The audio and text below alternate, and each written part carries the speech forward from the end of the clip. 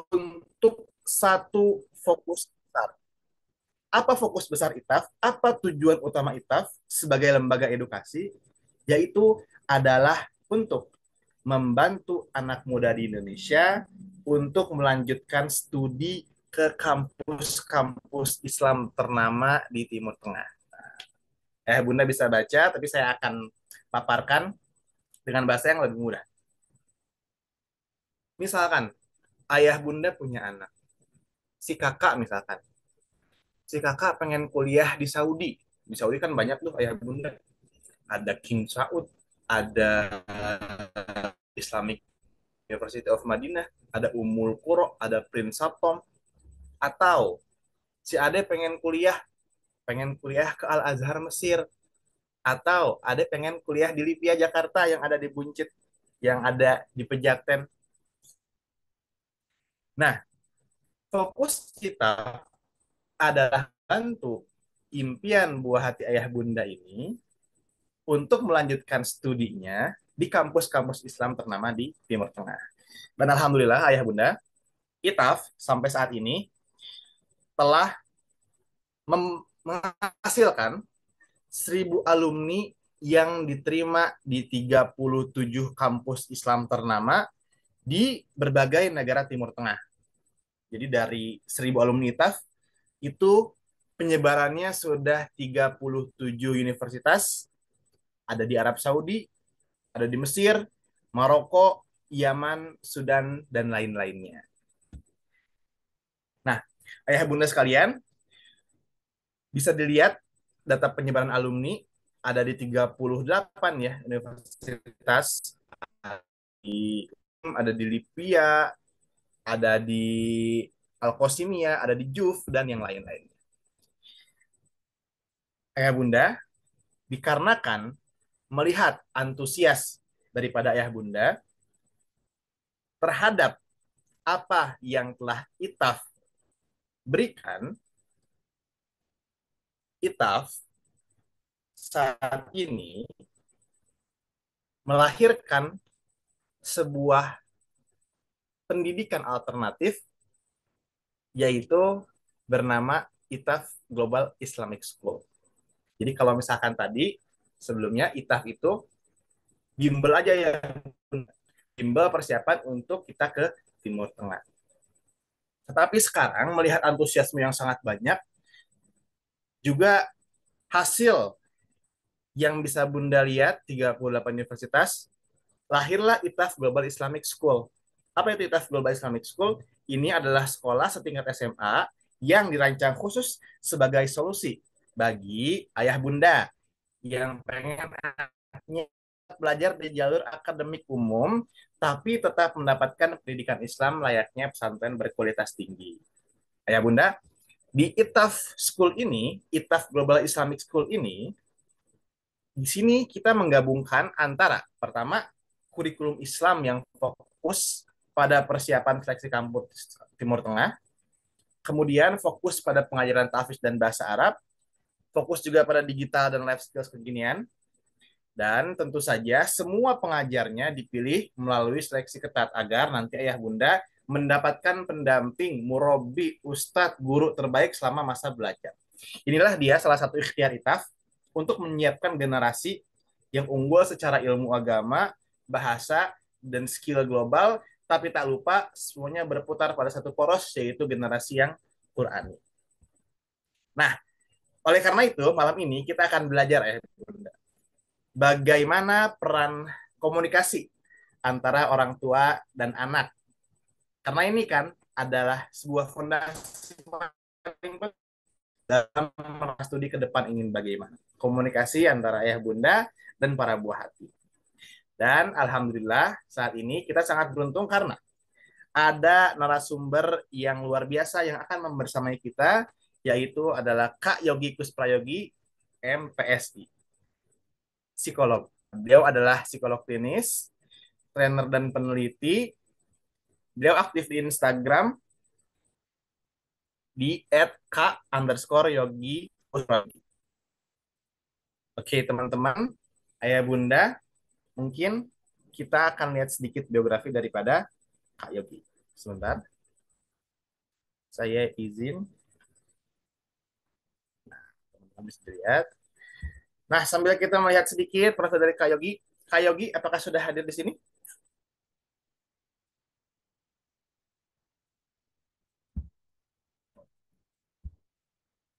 Halo Kak Yogi.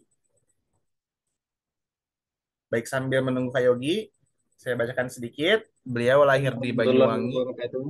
Oke, ada Kak Ya, Yogi. Alhamdulillah. sudah hadir. Kak Yogi sehat, Kak Yogi?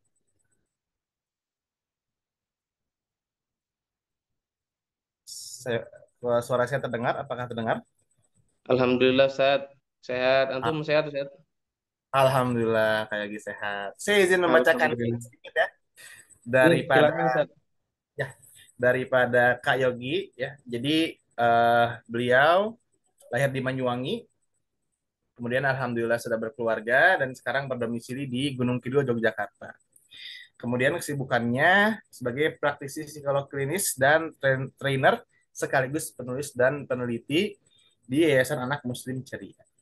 Nah, beliau menempuh pendidikan di UII, Universitas Islam Indonesia, mengambil jurusan S1 Psikologi dan sekarang sedang menempuh atau sudah lulus Ustadz S2-nya ya, pendidikan profesi psikologi di UII juga, Universitas Islam Indonesia. Pendidikan non formalnya beliau sempat menempuh pendidikan agama Mahat Ibnu Katsir dan Mahat Ibnu Katsir Yogyakarta. Nah, mungkin itu sedikit daripada biografi daripada Kayogi sebagai narasumber pemateri kita saat ini. Nah, sebelum kita masuk, eh Kayogi, saya mau tanya dikit nih, yang nantinya akan menjadi topik utama kita juga.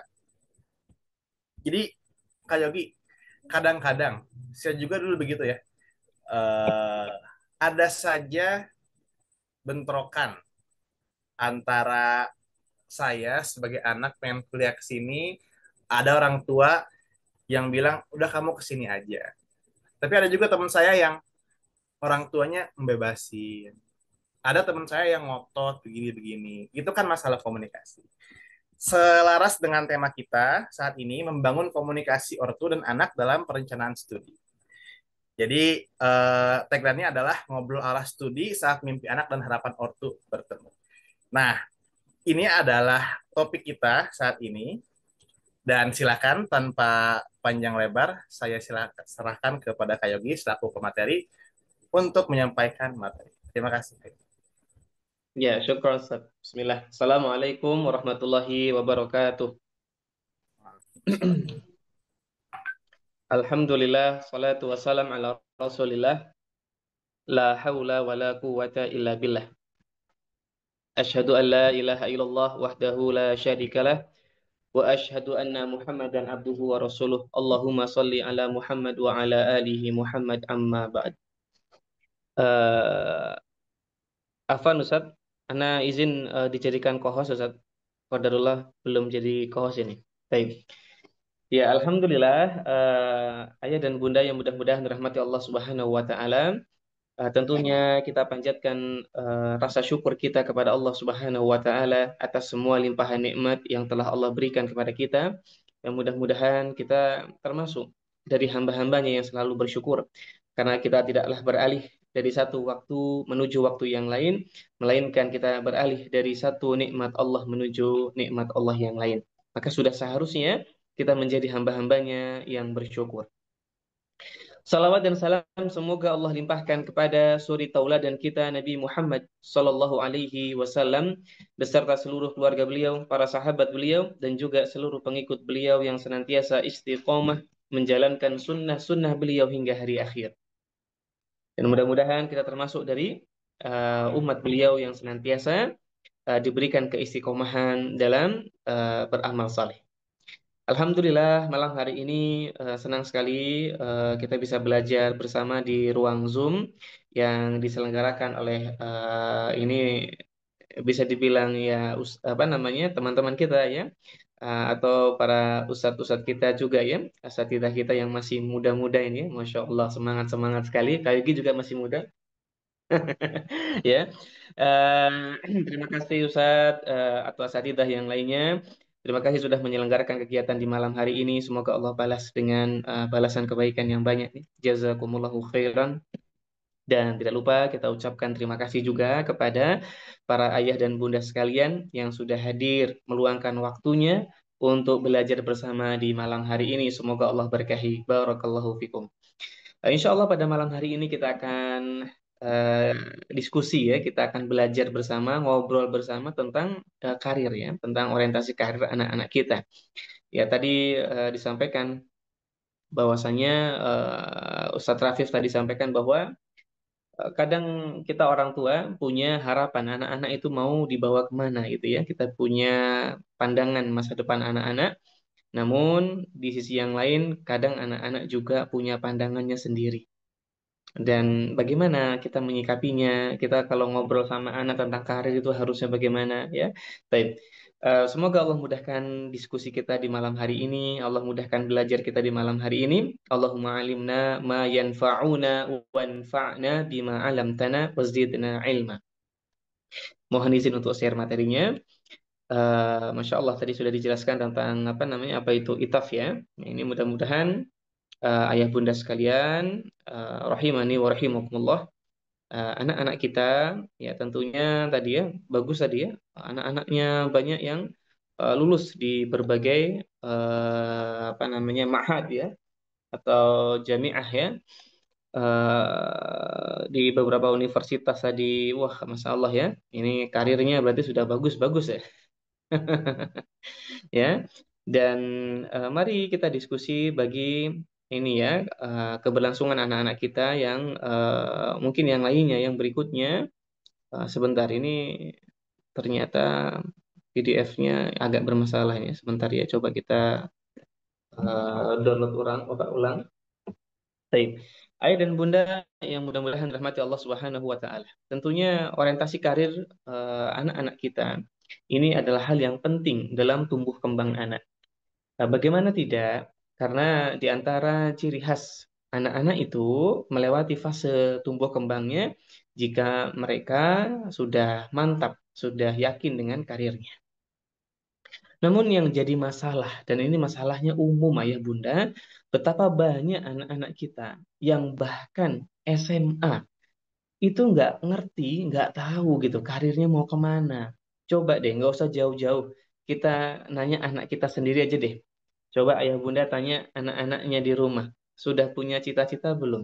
Sudah tahu belum nanti mau dibawa kemana ya masa depannya? Mau jadi apa? Mau buat apa? Mau bagaimana? Nah, maka ketika anak-anak itu ditanya tentang karirnya, anak-anak itu ditanya tentang apa namanya masa depannya, lalu dia nggak tahu, maka ini diantara ciri anak-anak kita belum sempurna atau belum berkembang dengan baik identitinya atau identitas dirinya. Nah, tentu ini menjadi masalah tumbuh kembang anak-anak remaja kita. Maka ayah bunda idealnya, normalnya, fitrahnya anak-anak remaja kita ini sudah punya karir ya, sudah punya cita-cita, sudah berani mengutarakan apa yang ingin dia lakukan di masa dewasa ya. Sebagaimana kita kenal ya, eh, sahabat Abdullah bin Zubair ya. Beliau dari kecil sudah bisa gitu ya menentukan karirnya mau kemana ya di depan Ka'bah gitu ya bersama dua saudaranya dia katakan dia ingin menjadi seorang pemimpin. Wah, dan ternyata benar Allah kabulkan dia menjadi seorang pemimpin. Nah, ini contoh di masa sahabat ya, di masa dahulu ada para pemuda, para ya bahkan anak-anak ya, mereka ini sudah yakin dengan karirnya. Mereka dalam arti yakin di sini mantap ya dengan jiwanya. Dia pengen jadi apa, dia mau jadi apa, dan mereka berani. Nah, keberanian ini menunjukkan betapa anak itu memahami dirinya. Sementara ketika anak-anak itu nggak berani, atau nggak tahu gitu ya dia mau jadi apa mau bagaimana ini menunjukkan kalau dia nggak paham sama sekali tentang dirinya, nggak tahu, dia nggak kenal dirinya, minder sama dirinya. Maka di antara ciri khas anak percaya diri itu dia tahu karirnya, dia tahu dia mau jadi apa. Maka harusnya kita khawatir Kalau kali ini kita nanya anak kita, "Nak, kamu mau jadi apa?" Padahal anak kita sudah di atas 15 tahun usianya. Dan dia jawabannya nggak tahu. Ini masalah. Masalah ya Bunda. Ya walaupun mungkin di antara kita juga dulu waktu kecil ada yang begitu. Kita SMA juga masih bingung. Toh sekarang saya sesuai dengan karirnya. Saya ada yang jadi pengacara, ada yang jadi pengusaha, ada yang jadi dokter dan sebagainya ya. Nah, ya itu kita. Dan belum tentu hal yang sama akan terjadi pada anak-anak kita. Kita nggak tahu variabel atau faktor mana yang membuat kita hari ini mantap dengan karir kita. Dan kita juga nggak tahu apakah variabel atau faktor itu juga akan didapatkan oleh anak kita jika kita orang tuanya tidak membimbingnya. Mungkin kita dulu nggak dibimbing sama orang tua. Mungkin kita dulu nggak tahu bahkan karir kita mau jadi apa. Tapi hari ini Allah mudahkan. Ini pertolongan Allah. Yang mungkin tanpa kita sadari, ada faktor-faktor yang menolong kita. Karena memang orang tua kita terbatas. Tapi hari ini kita menjadi orang tua. Kita sadar tentang anak kita, karir anak kita. Tapi kita mengabaikannya. Apakah ada jaminan kalau Allah akan menolong anak kita? Kalau orang tuanya berlepas diri, nggak mau menempuh sebabnya. Bukankah tawakal itu di antara indikatornya adalah menempuh sebab, berikhtiar dengan maksimal. Nah, maka ayah bunda yang mudah-mudahan rahmati Allah Subhanahu wa taala, ketika kita berbicara tentang karir anak-anak kita, maka setidaknya ada 3 pertanyaan. Pertanyaan yang pertama, kapan usia ideal mengembangkan karir anak? Mulai usia berapa kita ini bisa mengenalkan anak-anak tentang karirnya? Mau jadi apa? Mau bagaimana? Mau mengembangkan dirinya seperti apa? Lalu kemudian yang kedua, dari mana memulai pengembangan karir anak? Terus kita memulai dari mana sebagai orang tua? Anak-anak mulai dari mana? Lalu yang ketiga, apa saja tahapan pengembangan karir anak-anak kita? Jadi ketika kita sudah tahu mulainya dari mana, tahapannya apa? Nah, pertanyaan nomor 2 dan nomor 3, eh, kita nggak perlu jawab buru-buru. Tapi coba deh ayah bunda jawab pertanyaan yang pertama. Nah, silakan ayah bunda coba tuliskan di kolom komentar. Kira-kira kapan sih usia ideal mengembangkan karir anak? Yuk, silakan. Boleh tuliskan di kolom komentar. Nggak perlu pakai chat GPT ya. Ini pendapat masing-masing saja. Silakan. Kita brainstorming dulu nih. Dari usia berapa sih ayah bunda? Kita mengenalkan karir untuk anak-anak kita. Silakan. Ini kira-kira aja nggak apa-apa ya. Nggak, kalaupun salah nggak jadi masalah gitu ya. Nah, ini sudah ada nih ya. Sudah ada para ayah dan bunda menuliskan di kolom komentar. Banyak banget ya. Ada yang mengatakan 12, ada yang 16, ada yang 10. Oh, ada yang bilang usia SMP, ada yang bilang sejak dini, ada yang bilang 15 tahun, ada yang 7 tahun. Rata-rata di SMP. Rata-rata di usia SMP ya 11 apa 12 13 ke atas ya. Hmm. Oh, seharusnya pendidikan SMP sudah penjurusan minat bakat. Oh, Masya Allah ya. Ada yang jawab SMA, ada yang jawab mumayyiz ya. Nah, mumayyiz ini apa namanya? eh, Kalau menurut saya Ahmad Nasir Atayar ya ini ya dari umur 7 tahun sampai dengan 14 tahun ya. Baik, coba kita lihat 15 tahun ya. Ini banyak. Masya Allah ya. Semoga Allah mudahkan. Terima kasih ayah bunda yang sudah menulis di kolom komentar. Nah, tadi sudah dijawab nih umurnya. Oke lah, secara umum SMP deh gitu ya. Baik. Kemudian dari mana kita memulainya? Kira-kira dari mana sih ayah bunda kita memulai karir anak itu? Dari hal apa? Dari momen apa coba? Ayah bunda ya. Ayo dari mana nih kita bisa mulai pengembangan karir anak? Oh, minat anak ya, dari memahami minat anak. Masya Allah. Apalagi ayah bunda ya, dari mana kita memulai ketertarikan atau minat ya sama ketertarikan atau minat atau hobi minat anak kalau minatnya anaknya apa namanya eh, sinetron Korea gimana drama Korea ya tentu enggak ya enggak kalau itu ya enggak mungkin kita ridho anak kita joget-joget ya K-pop gitu-gitu enggak ridho kita ya. Magang level dasar, ya, fitrah bakatnya apa? Oh, dari memahami minat dan bakat. Baik, terima kasih Ayah Bunda. Pertanyaan yang terakhir kita bahas sama-sama malam hari ini, ya.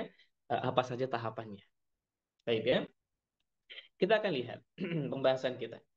Iya, di masa remaja. Ini masa remaja ini masa yang dianggap sebagai fase di mana evaluasi tentang pendidikan anak itu berlangsung.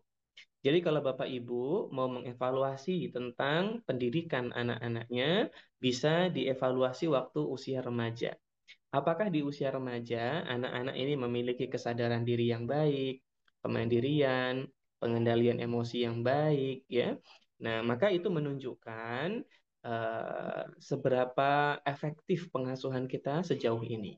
Namun jika di usia remaja kok anak-anak itu nggak mandiri, nggak bisa mengendalikan dirinya, emosinya masih berantakan, up and down gitu ya. Mereka juga belum bisa percaya diri ya. Maka ini bagian dari apa gambaran bahwa ternyata pengasuhan kita belum sepenuhnya efektif ayah bunda. Nah, bukan gagal ya, bukan, tapi belum sepenuhnya efektif. Nah, dari usia berapa sih remaja?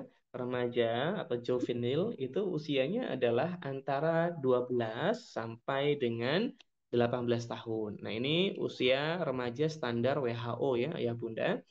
Nah, kalau standar Indonesia, menurut Kemenkes ini bisa sampai 20 tahun ya. Atau bahkan dalam literatur yang lain sampai 22 tahun. Jadi start from 12 ya. Ya, start from 12 ini adalah fase-fase remaja. Nah, maka ayah dan bunda yang mudah-mudahan dirahmati Allah Subhanahu wa taala, nah sebenarnya istilah remaja ini dalam Islam kan nggak ada ya. Iya, karena anak-anak kita kalau sudah baligh ya, dia sebutannya baligh ya atau murahik ya. Nah, mereka sudah berakal ya, mereka sudah akilun ya. Maka ini untuk usia yang sudah di atas balik ya. Usia balik biasanya 10 tahun ke atas kalau dalam Islam ya.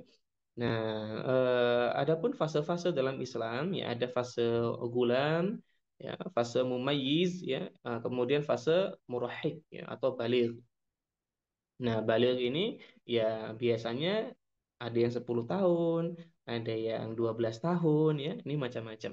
Nah, maka ini usia-usia yang disebut dengan usia remaja. Nah, dalam Islam sih nggak ada remaja ya. Dan kita bukan membuat-buat istilah baru. Ini istilah ilmiah kok. Ini istilah medis gitu ya. Sehingga nggak ada kaitannya sama penambah-nambahan dalam Islam nggak ada gitu ya. Ini istilah yang memudahkan kita saja. Adapun yang harus kita yakini bahwa anak-anak ketika sudah lewat fase anak-anaknya 12 tahun dia masuknya di usia dewasa. Dan ini pendapat ini juga masyhur ya di kalangan para ahli perkembangan barat juga. Ya intinya anak-anak itu fasenya ya anak-anak kemudian dewasa gitu. Nah, istilah remaja ini hanya digambarkan sebagai istilah adaptasi gitu. Adaptasi di mana kemampuan otaknya, adaptasi tubuhnya, pembelajaran, nah itu disebut dengan istilah remaja gitu aja. Nah, fase ini adalah fase evaluasi tadi kami sampaikan. Maka Bapak Ibu bisa mengevaluasi anak-anaknya, apakah pendidikannya, pengasuhannya sudah efektif atau belum, ini di usia remaja. Apa indikator efektif di usia ini? Nah, indikator efektif di usia remaja itu yang pertama kita lihat dari sisi kemandirian anak, di mana dia bisa mengendalikan dirinya, perilakunya, mengatur dirinya, mengikuti aturan, mengikuti pola, ya. Nah, ini kemandirian itu penting. Dan ini menjadi standar kalau pengen memondokkan anak gitu loh. Nah, kalau pengen memondokkan anak, ya standarnya ini. Anak itu yang mandiri, bisa mengurus dirinya sendiri, nggak terlalu tergantung sama orang lain. Kan definisi mandiri menurut KBBI itu berdiri di atas kaki sendiri, tidak bergantung pada orang lain. Nah, ini indikator yang pertama. Ya, jadi untuk membentuk anak mandiri ya kesadarannya ya, tugas-tugasnya, aturan-aturannya dipatuhi. Nah, ini harusnya bisa remaja itu. Kenapa harusnya bisa, Kak? Karena kemampuan berpikirnya sudah mumpuni. Menurut perkembangan kognitif, di usia ini mereka sudah ada di fase yang disebut dengan fase eh, operasional formal. Nah, fase ini membuat anak itu secara kognitif sudah mampu berpikir kritis gitu ya. mampu mengevaluasi, ya, critical thinking-nya bagus, self evaluation-nya bagus gitu ya, decision making, bisa berkomitmen, bisa memahami peran. Nah, itu harusnya bisa disiplin, bisa mandiri. Maka kalau ada anak-anak kita yang udah remaja tapi nggak mandiri, nggak disiplin, ya memang ada masalah gitu. Kenapa? Karena hardware-nya gitu, ya, otaknya itu sudah mumpuni untuk itu. Tapi kenapa dia nggak bisa? Padahal dia normal gitu. Kecuali dia ada riwayat ADHD yang kronis ya, ADHD yang parah juga gitu ya, atau ada riwayat ASD ya, autisme ya, ada riwayat masalah-masalah perkembangan, oke lah. Tapi kalau normal, ya ini memang salah pengasuhan. Ya, kalau dia normal nih, nggak ada masalah, tapi di usia ini kok belum kelihatan ya kemandiriannya secara umum gitu ya. Bukan sempurna ya, secara umum. Nah, berarti emang ada masalah. Gitu. Ini bukan nakut-nakutin atau bukan membuat kita merasa gagal, enggak. Ini evaluasi. Efektif apa belum gitu ya. Sehingga ketika menjadi orang tua jangan maksa gitu. Nah, ini banyak banget nih orang tua yang pengen banget anaknya SMP masuk perguruan masuk pondok pesantren. Nah, tapi yang jadi masalah, anaknya belum siap gitu loh. Kan jadi ambisi orang tua sepihak kalau kayak gini. Harusnya orang tua sadar diri dong gimana pengasuhannya selama ini. Kemudian baru mikirin enaknya mondok apa enggak gitu. Nah, selama ini aja nggak banyak terlibat sama anak. Tiba-tiba pengen mondokin anak. Mondok itu berat loh bagi anak-anak. Coba deh tanya ustadz-ustadz kita yang mondok itu berat. Di pondok pesantren itu berat banget. Mereka harus berjuang sendiri. Mereka harus mengendalikan emosinya sendiri. Kalau sedih, kalau takut, kalau marah, kalau khawatir, punya masalah yang nanganin sendiri masalahnya. Yang jadi masalah selama ini nggak pernah dibimbing ngadepin masalah, nggak pernah diajari mengendalikan emosi, nggak pernah diajari mandiri. Kok disuruh mondok gitu loh? Ya wajar dong anak menolak gitu loh. Wajar dong anak takut gitu. Ini bukan bukan anaknya yang bermasalah, orang tuanya yang bermasalah gitu. Ini salah satu contoh nih, kadang ambisi orang tua pengen anaknya mondok, tapi nggak disiapin anaknya. Terus gimana dong gitu kalau kayak gitu? Pondok itu bukan bengkel. Guru, ustadz di sana, pengelola di pondok itu manusia biasa. Mereka juga punya keluarga. Mereka memang belajar, mereka punya metode, tapi mereka nggak sempurna. Makanya banyak kasus pembulian, banyak kasus homoseksual ya, LGBT, banyak kasus apa namanya istilahnya kekerasan ya terhadap anak dan sebagainya. Ya, ya ini bagian dari ketidaksempurnaan para guru tadi gitu. Mereka nggak maksum gitu. Mereka hanya partner pendidikan kita. Nah, tapi seolah-olah mereka adalah fungsi pendidikan yang utama. Kalau salah langsung dicecat. Tapi giliran anak baik, jarang orang tua yang apresiasi. Nah, ini pondok itu berat, sebenarnya medan yang berat bagi anak-anak. Maka anak-anak yang mondok ini ya, Masya Allah, kalau dia baik, ini istimewa. Karena dia belajar ya, bagaimana berdiri di atas kakinya sendiri. Nah, ini evaluasi kita. Evaluasi kemandirian, evaluasi emosinya, evaluasi keterampilannya. Maka tiga hal ini menjadi hal yang penting. Ya, kemandiriannya, emosinya, keterampilannya, tambah satu lagi harusnya moralnya. Nah, bagaimana membedakan baik buruk, benar dan salah. Nah, ini empat hal ini harusnya menjadi syarat sebelum anak itu menjadi masuk pondok. Disiapkan dulu, begitu, oke? Nah, ini salah satu contohnya. Tapi anak itu nggak disiapkan apa-apa, tiba-tiba suruh mondok. Ya wajar, dia kena mental di pondok pesantren, dia jadi korban bullying atau bahkan jadi pelaku. Dia malah kena syubhat-syubhat nggak jelas di pondok. Malah dia kena paham-paham LGBT di pondok. Macam-macam akhirnya kasihan. Nggak bisa mempertahankan dirinya. Itu contoh. Contoh ketika orang tua punya angan-angan, punya cita-cita, tapi orang tua nggak mempersiapkannya. Nah, ini yang jadi masalah. Sebetulnya nggak ada masalah ketika ibu pengen anaknya jadi dokter, bapak pengen anaknya jadi pengacara, ya. Maksudnya bapak ibu tuh mau anaknya pengen jadi dokter, mau jadi pengacara, mau jadi ustadz, mau jadi apapun, boleh-boleh aja. Karena kami yakin bapak ibu itu pengalamannya lebih banyak daripada anaknya. Bapak ibu melihat dunia yang keras ini lebih banyak dibandingkan anak-anaknya. Bapak ibu lebih tahu gimana cara dunia bekerja daripada anak-anak. Tapi yang jadi masalah, bisa nggak kita mentransfer itu pada anak-anak? Kan ini masalahnya. Kita bilang, nah kamu jadi dokter aja. Karena kita tahu gitu loh, bagaimana realitas di lapangan. Udah deh, dokter dah paling mantap gitu. Misalnya gitu, ini contohnya. Atau nak kamu jadi ustadz aja, nanti kuliah di UIN. Kita tahu banget gimana mulianya seorang guru, seorang ustadz. Banyak kebaikannya dibandingkan ayahnya yang mungkin adalah seorang dosen misalnya. Lebih baik ustadz. Karena bapaknya tahu jadi dosen tuh kayak gini. Ujiannya banyak, ya, godaannya banyak, belum godaan hibah penelitian. Ya, macam-macam. Nah, kamu jadi ustadz aja. Tapi kan anak melihat bapaknya dosen gitu loh. Nah, hal-hal semisal ini tentu susah kan mentransfernya ternyata. Sehingga di hadapan anak, orang tua egois. Nggak ketemu akhirnya. Kenapa nggak ketemu? Nanti kita lihat ya. Nah, maka itu salah satu gambaran umum ayah bunda ya. Nah, atau malah tadi orang tuanya kasih bebas, terus bebas terserah. Akhirnya apa? Anak nggak tahu mau jadi apa. Banyak itu yang kayak gitu. Ya, kecuali anak itu ternyata dipertemukan dengan guru yang baik. Ditemukan dengan teman-teman yang baik, lingkungan yang baik, menstimulasi cita-citanya. Mungkin saja bisa. Nah, walaupun orang tuanya nggak ngasih, mungkin gurunya ngasih. Tapi kan ini faktor yang nggak bisa kita harapkan terus. Ngarapin gurunya terus, ngarapin teman-temannya kan belum tentu ketemu tadi kan gitu faktor-faktor ini. Nah, sehingga menjadi orang tua untuk mendidik, mengedukasi tentang karir anak ini hal yang penting.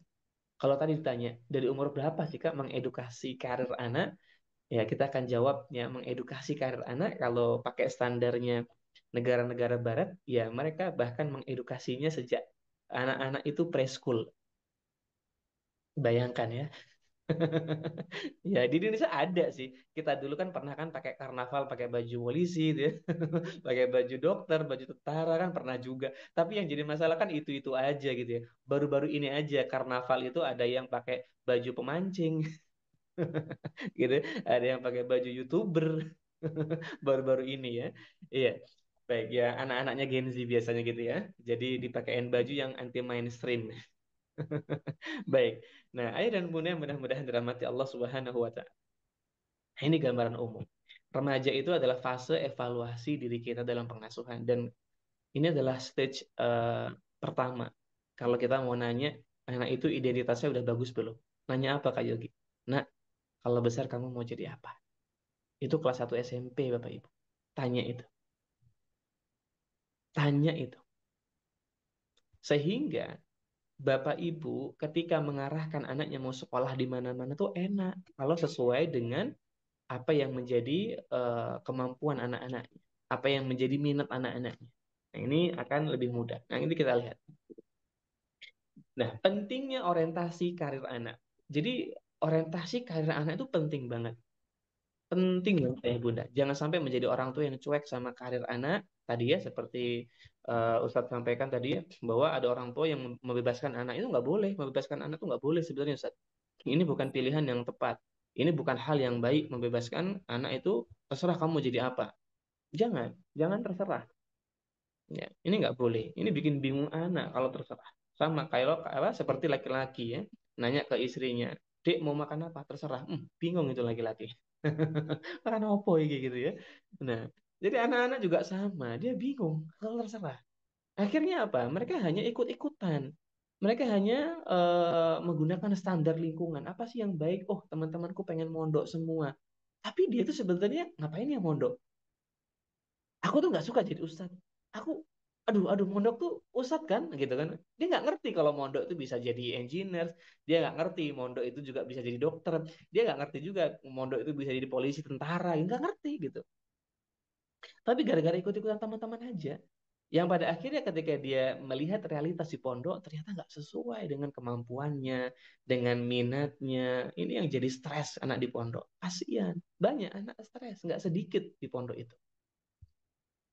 Nah, dan pada akhirnya ketika lulus pondok ya nggak berbekas apa yang dia pelajari di pondoknya. Dan itu nggak sedikit yang begitu ayah bunda. Kan sia-sia kan kita maksa dia di pondok akhirnya. Karena nggak berbekas. Mungkin dia di pondok bisa menghafalkan 5 juz, 15 juz. Tapi siapa yang bisa jamin ketika lulus pondok hafalannya masih ada? Dia mungkin ketika mondok, dia hafal mungkin 5 matan gitu ya. Ya, matan tentang Al-Quran ya. Ya. Tapi siapa yang berani jamin kalau kemudian itu nanti dia tetap hafal sampai lulus pondok? Misalnya dia menghafalkan matan Jazari. Siapa yang bisa jamin kalau dia lulus pondok masih hafal matan itu? Kalau orang nggak suka, kalau orang sudah nggak seret, atau bahasanya bahasa kerennya nggak passion, ya dia nggak akan melakukannya. Kan jadi sia-sia kan masuk pondok? Iya, lah, sia-sia tanda kutip ya, tetap ada manfaatnya, tapi nggak maksimal. Maksudnya kan gitu. Maka pentingnya orientasi karir anak, ya ini menurut Erik Erikson, ini adalah pakar tumbuh kembang anak ya. Pengembangan kesadaran terhadap pekerjaan atau cita-cita di masa depan anak ini merupakan tahap perkembangan identitas yang harusnya diarahkan. Jadi nggak bisa orang tua itu terserah anak atau bahkan nggak mau peduli dengan karir anak. Udahlah nanti aja SMA, terlambat dong kalau SMA. Betapa banyak dulu zaman kita deh, zaman ayah bunda dulu deh kalau gitu. Kalau nggak zaman kita, zaman ayah bunda dulu deh. Dulu kan banyak kan di antara kita yang SMA bingung kan. Aduh, SNMPTN mau ambil apa nih? Aduh, undangan mau ambil apa nih? Aduh, ambil apa ya? Udahlah, yang penting di ITB, terserah lah jurusannya apa. Yang penting di UI deh, jurusannya apa yang penting terserah lah. Yang penting di UI kan gitu akhirnya. Betapa banyak orang tuh yang penting dulu. Supermaru, yang penting pokoknya negeri deh gitu. Tapi nggak mau mempertimbangkan jurusannya. Sampai kadang banyak orang yang akhirnya menggugurkan idealismenya. Pengen banget dia tuh kuliah pertambangan. Tapi gara-gara passing grade-nya tinggi, gara-gara dia ngerasa aduh daripada nggak lolos di UGM, ya udah deh ngambil jurusan lain. Misalnya bahasa Kongo, bahasa Zimbabwe misalnya. Buat apa bahasa Zimbabwe? Mau kerja di Zimbabwe dia.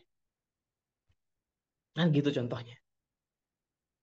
Ini bukan meremehkan ya, tapi Bapak Ibu mau ngambil apa, anak-anak kita mau ngambil jurusan apapun, kalau dia suka, dia udah planning karirnya, dia pertimbangkan, maka selesai kuliahnya. Beres kuliahnya, nyaman. Hari ini betapa banyak kami menangani kasus-kasus pasien di mahasiswa di kampus-kampus yang memang mereka itu jadi nggak selesai kuliahnya gara-gara apa? Ya gara-gara emang bukan passionnya. Gara-gara emang mereka itu nggak cocok di situ. Gara-gara mereka emang sebenarnya malas di situ. Dan tidak sedikit juga banyak mahasiswa yang baru 3 semester keluar, besoknya daftar kampus baru lagi, baru 4 semester keluar, daftar kampus baru. Itu banyak dan mungkin sebagiannya kita yang hari ini hadir malam hari ini. Kan sayang waktunya, kan sayang biayanya. Itu contoh betapa pentingnya orientasi karir. Kuliah lama-lama, 6 tahun, 7 tahun, nggak dapat lulus, ijazahnya nggak dapat. Sayang kan? Emang bukan tentang ijazah sih. Ijazah tuh apaan sih gitu kan? Iya, tapi ijazah tuh penting buat orang tua kita gitu. Buat administrasi penting gitu. Kita nggak ngomongin ijazah yang lain-lain ya. Ini nggak melebar kemana-mana. Ini fokus ijazah kita ya. Jadi ya penting gitu. Oke dapat ilmunya, tapi ijazah juga penting ayah bunda. Ini bagi bagi yang hari ini apa namanya membela nggak penting ijazah, yang penting kan kita ilmunya gitu. Kayak Rocky Gerung, ijazah itu cuman tanda bekas kuliah doang gitu, pernah kuliah doang. Yang penting kan isinya iya, tapi administrasi kita kan butuh. Orang tua kita juga butuh disenangkan dengan ijazah itu. Mereka sudah membiayai. Ini tanggung jawab kita sama orang tua. Jadi nggak usah denial ya, emang kita gagal dulu kalau emang nggak selesai kuliahnya. Maksudnya gagal dalam arti mempertahankan ya tadi ya tanggung jawab kuliahnya. Perkara sekarang sukses jadi pengusaha, sukses jadi pekerja itu beda cerita. Ini contohnya. Maka ya Bunda yang mudah-mudahan dirahmati Allah Subhanahu wa taala, orientasi karir itu penting banget dan kita harus peduli sama hal ini. Jadi nggak serta-merta sulapan sehari semalam, Tara pokoknya kamu harus jadi ustadz. Tara pokoknya kamu harus jadi dokter, enggak. Ini butuh bimbingan. Kemudian menentukan perencanaan karir merupakan salah satu dari 9 tugas perkembangan remaja. Jadi ada 9 tugas perkembangan remaja menurut Hafigas gitu ya. Ini dalam bukunya Gunarsa tahun 2001. Ada 9 tugas perkembangan remaja yang sebenarnya dari masa ke masa masih relevan. Apa itu Kak Yogi? Satu, menerima kenyataan terjadinya perubahan fisik yang dialami dan dapat melakukan peran. sesuai dengan jenis mereka, jenis kelaminnya dan sebagainya maksudnya ya, secara efektif dan merasa puas terhadap keadaan tersebut. Jadi mau badannya gelap, mau tubuhnya pendek, mau rambutnya keriting, dia puas. Tapi banyak kan remaja yang nggak bisa nerima itu. Banyak remaja yang kemudian bermimpi kulitnya harus putih, badannya harus tinggi, pokoknya standarnya Korea Selatan lah. Akhirnya nggak bersyukur dengan apa dirinya, berarti gagal tugas perkembangannya. Makanya termasuk Kayogi juga dulu ya waktu remaja ada jerawat satu aja itu udah pusing banget, nggak pede, rambut digundul, nggak pede. Gitu. Harusnya pede-pede aja, jerawat ya wajar gitu, ya udah mau gimana gitu, harusnya gitu. Nah, baru tuh kalau berdamai dengan itu ya udah dia berarti tuntas tugas perkembangan yang pertama. Yang kedua, belajar memiliki peranan sosial dengan teman sebaya. Jadi berteman, bersosial, punya sahabat. Makanya kalau ada anak remaja kok menyendiri, gagal tugas perkembangan remajanya yang nomor dua. Nah, jadi harus berteman gitu ya. Kemudian memahami jenis kelamin, memahami batasannya gitu ya. Lalu yang ketiga, mencapai kebebasan dari ketergantungan terhadap orang tua dan orang dewasa. Maksudnya di sini adalah bukan berarti dia rumah sendiri gitu. Dia biayai sendiri enggak. Kebebasan di sini maksudnya apa namanya? Dia freedom. Ya, dia freedomnya di sini maksudnya industri. Dia merasa mampu ngurus dirinya, ya dia nggak perlu diingetin lagi masalah sholat, udah sholat sendiri. Dia harusnya masalah makan, udah sadar makan sendiri, cuci piring sendiri gitu loh. Jadi dia merasa independen di situ. Kemampuan-kemampuan dia untuk ngatur jadwalnya, untuk ngatur kebutuhan dia mau belajar apa aja. Nah, itu termasuk yang disebut dengan independent atau industri di fase remaja. Jadi kalau remaja udah bisa ngatur dirinya lebih rapi kegiatannya, kebutuhannya, maka tuntas perkembangan remajanya.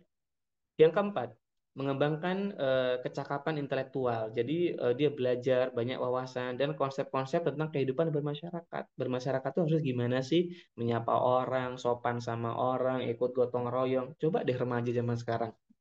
Jangan-jangan remaja kita jarang keluar rumah juga, nggak ketemu tetangganya, nggak berinteraksi. Berarti gagal tugas perkembangannya.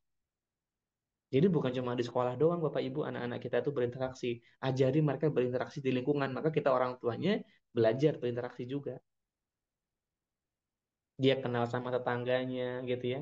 Dia ngasih hadiah ke tetangganya. Ini kan ada seorang Muslim juga memuliakan tetangganya. Nah, kemudian yang kelima, mencari jaminan bahwa suatu saat harus mampu berdiri sendiri dalam bidang ekonomi guna mencapai kebebasan ekonomi. Anak-anak itu diajari planningnya, bagaimana mengelola uang. Nah, ketika dia bisa menabung, bisa nyimpan, bisa beli barang-barang sendiri, bisa punya sumber daya sendiri, maka ini berhasil. Kemudian yang keenam, mempersiapkan diri untuk menentukan suatu pekerjaan yang sesuai dengan bakat dan kesanggupannya. Nah, ini nomor 6 ini yang dimaksud dari tulisan sebelahnya.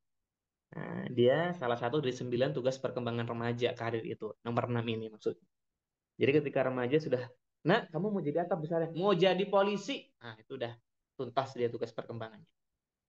Nah, misalnya begitu ya. 7, memahami dan mampu bertingkah laku yang dapat dipertanggungjawabkan sesuai dengan norma-norma dan nilai-nilai sosial. Berarti dia taat aturan, dia memahami aturan. Seorang muslim ya sholat, ya nggak boleh ngerokok, nggak boleh minum khamar, gitu. Makanya kemarin ada yang ngerokok di sekolah, ya sampai ditegur gurunya, ditampar, ya emang salah anaknya. Orang tuanya nggak usah belain. Kalau anak salah ya salah aja. Ini kebiasaan nih orang tua nih, nggak terima kalau anaknya salah. Nggak terima kalau dirinya salah sebagai orang tua. Intinya kan itu.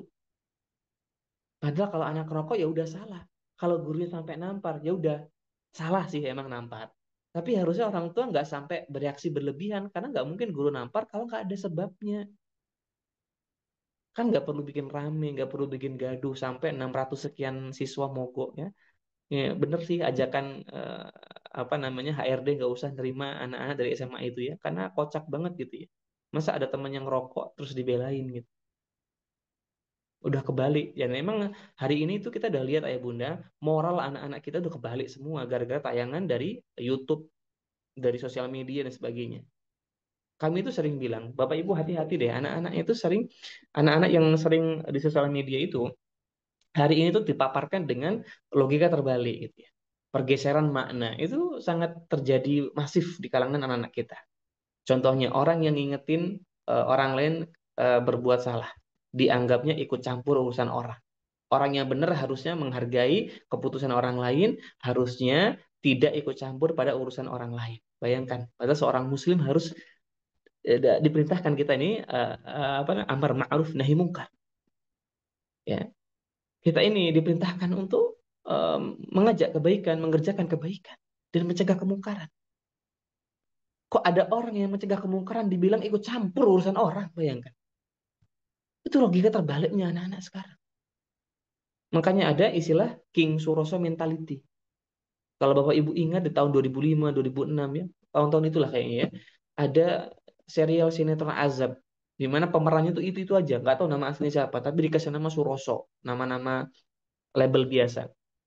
Ya, ini Suroso ini suka mabuk, suka ini perannya kayak gitu. Tapi itu dianggap sebagai orang yang benar. Ih, baru kali ini baru sadar ya saya ketika apa namanya sudah besar atau mungkin ketika sekarang melihat film King Suroso itu ternyata dia orang yang paling normal, orang yang paling realistis gitu. Nggak ikut campur urusan orang gitu ya. Orang nggak mabok agama gitu. Nah, ini kayak gini nih. Nah, maka ini remaja yang bermasalah itu yang kayak gitu. Dia kena syubhat, dia kena nilai-nilai yang salah. Nah, harusnya remaja gimana? Harusnya dia punya standar nilai norma yang berlaku di lingkungan sosial, agama, dan sebagainya. Yang kedelapan, memperoleh informasi tentang pernikahan dan mempersiapkan diri untuk keluarga, berkeluarga. Maka pendidikan tentang pernikahan, ya, orientasi pasangan itu dimulai dari remaja, dimulai dari SMP. Nah, kamu udah mulai suka belum sama lawan jenis? Udah, Bu. Kamu sukanya kayak gimana? Yang itu loh, Bu, yang apa namanya? Dia agak sawo matang, manis senyumnya. Nggak apa-apa, cerita kayak gini nggak masalah, nggak dosa. Oh gitu ya nak ya, kamu suka yang kayak gitu. Ibu juga suka kok, ya. Orang yang apa kulitnya sawo matang, manis. Kamu besok cari istri yang begitu aja nak. Ini malah bagus, nggak kayak orang sekarang. Tiba-tiba anaknya punya calon di bawah, Bu, ini calon saya. Lo kok kayak gini? Loh, kok kayak gini? Ngajarin aja enggak kok kayak gini gitu loh. Kan aneh itu loh orang tua. Seringkali orang tuh kayak gitu. Ketika anaknya ta'aruf, dikenalkan ini nih fotonya ini. Lo kok kayak gini? Loh, dari dulu kemana aja, Bu? Nggak ngajarin orientasi pasangan. Kok ketika kita sudah punya calon kok kayak gini gitu loh. Dulu kemana aja nggak ngajarin. Harusnya kan ngajarin tuh orientasi. Betapa banyak orang hari ini menikah tuh nggak sadar orientasi. Karena nggak pernah dibimbing.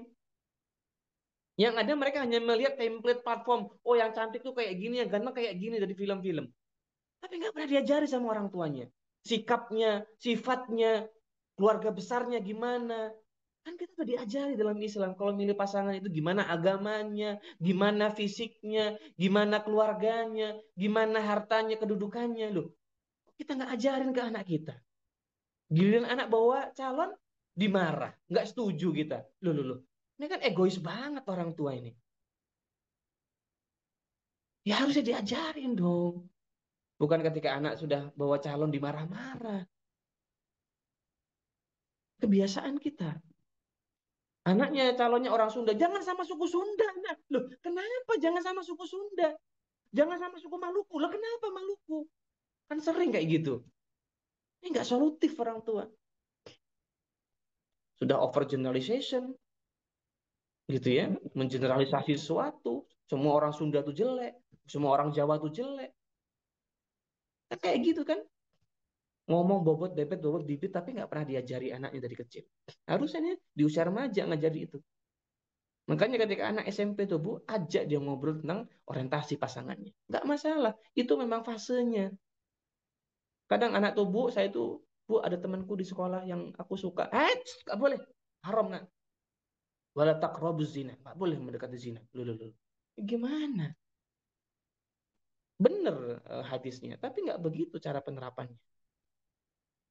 Ini contohnya ya Bunda ya. Jadi tugas perkembangan remaja itu tahu gimana orientasi pasangan yang ideal, bagaimana fisiknya, bagaimana sifatnya, bagaimana keluarga besarnya. Harus tahu, diajari. Nanti ketika dia lulus SMA, dia mungkin mau menikah, dia ta'aruf, ya, dia udah punya standar preferensi yang baku dari ibu dan bapaknya. Masya Allah, bagus. Yang kesembilan, mendapatkan penilaian bahwa dirinya mampu bersikap tepat sesuai dengan pandangan ilmiah. Nah, ini dia ilmiah, sesuai dengan ilmu. Sesuai dengan agama, ilmu agama, sesuai dengan ilmu yang berlaku di dunia ya, ilmu dunia. Nah, ini anak-anak itu punya 9 tugas perkembangan ini. Harusnya dipenuhi.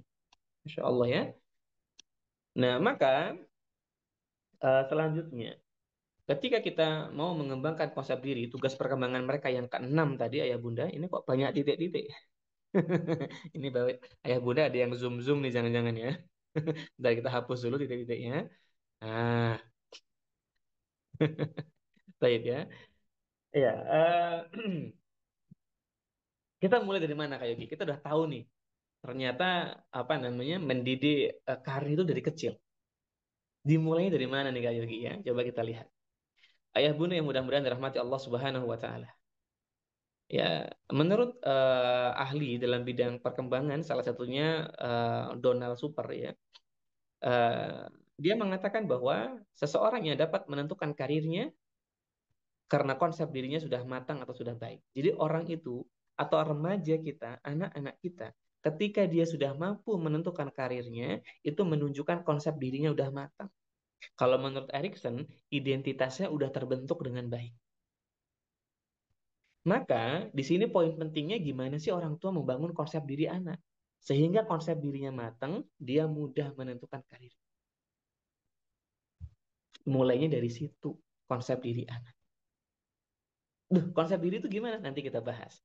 Sehingga kalau ada yang nanya, Kak Yogi mulai dari mana mengembangkan karir anak? Tadi ayah bunda ada yang bilang minat bakat ya dan sebagainya, boleh, nggak apa-apa. Nah, tapi yang fundamental itu dari konsep diri.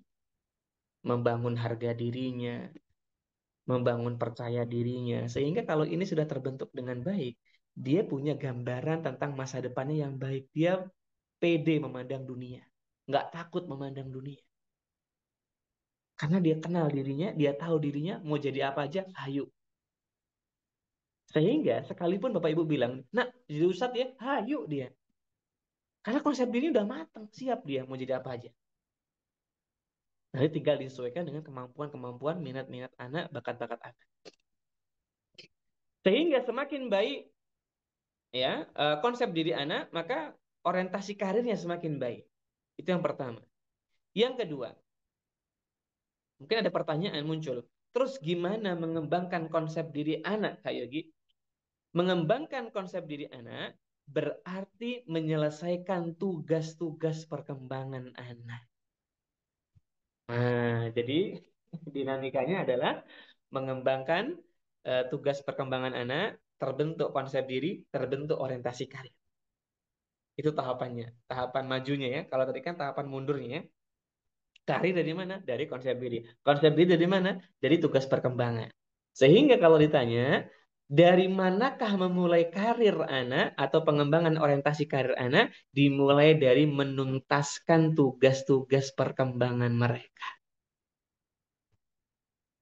Nah, soal ini semua ahli perkembangan sepakat. Ketika tugas perkembangan anak terhambat, maka menghambat konsep dirinya dan nanti juga bisa menghambat masalah karir anak-anak kita. Ada yang karirnya berdasarkan ikut-ikutan orang, ada yang nggak berani, ada yang memang nggak berminat, macam-macam. Nah, ada yang sampai bahkan dia memang rendah diri, memandang buruk masa depannya ada. Nah, maka ada 3 konsep utama pengembangan karir anak-anak kita. Ini menurut Super ya, Donald Super ya. Eh, 3 konsep utama pengembangan karir anak yaitu yang pertama self-nya dibentuk, yaitu diri anaknya. Jadi dimulai dari diri anak. Yang kedua, lifespan-nya, tugas perkembangan anaknya. Yang ketiga, life space-nya, yaitu dukungan dan wadah ya, di mana orang tua memberikan kesempatan anak berkembang.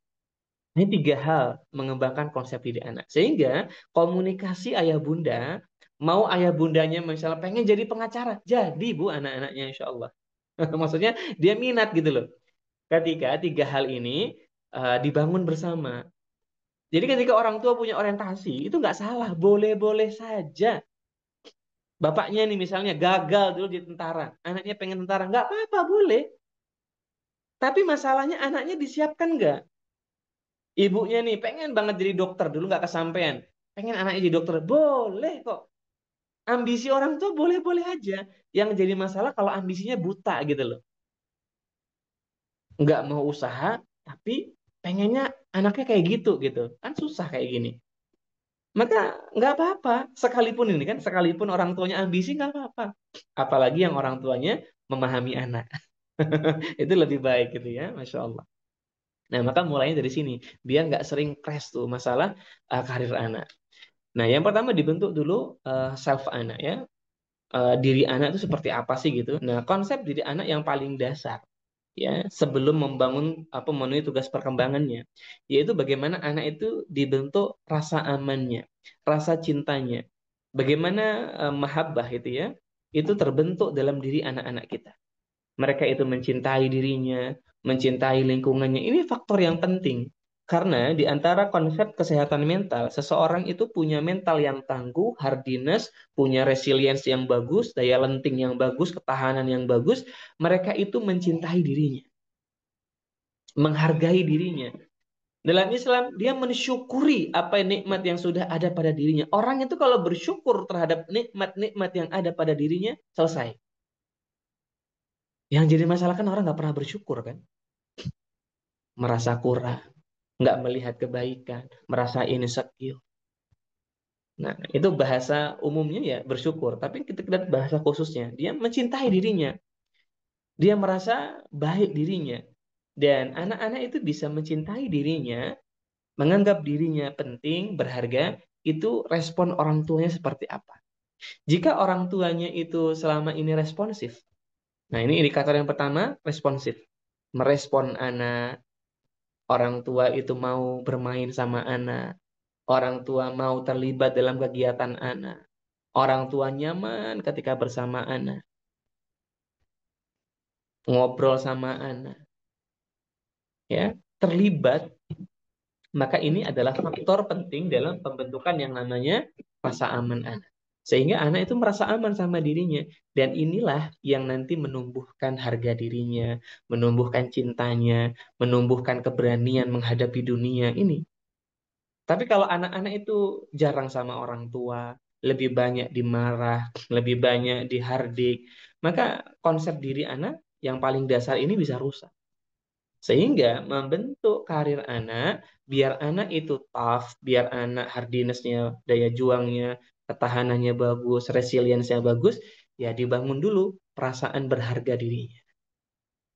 Self-nya dulu dibangun. Dia sering dihargai, dia sering ditunjukkan cinta, dia sering ya berinteraksi sama orang tua. Maka ini hal yang penting. Dalam tumbuh kembang anak di fase awal itu interaksi sama orang tua, yang kedua dihargai usahanya. Ini dua hal yang pokok, memokoi tumbuh kembang anak di usia awal. Sering berinteraksi, sering dihargai sama orang tua. Baru nanti kemudian meningkat ke level yang kedua, yaitu lifespan-nya. Bagaimana sih perkembangannya? Selama ini tuntas nggak tugas-tugas perkembangannya? Kita sebetulnya pengen bahas tugas-tugas perkembangan, tapi panjang banget jadinya nanti. Ya karena ada fase-fase perkembangan ya dan itu pembahasannya memang ya khusus sendiri ya kalau fase perkembangan. Intinya Bapak Ibu belajar tumbuh kembang anak itu penting untuk memahami fase perkembangan dan memenuhi tugas perkembangan.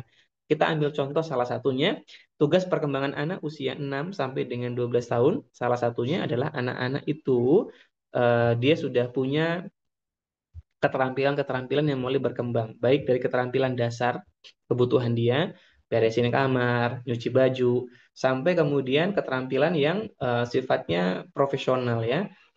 Dia bisa berenang, dia bisa main bulu tangkis, dia bisa apa naik sepeda ya, dia bisa ya macam-macam terus meningkat.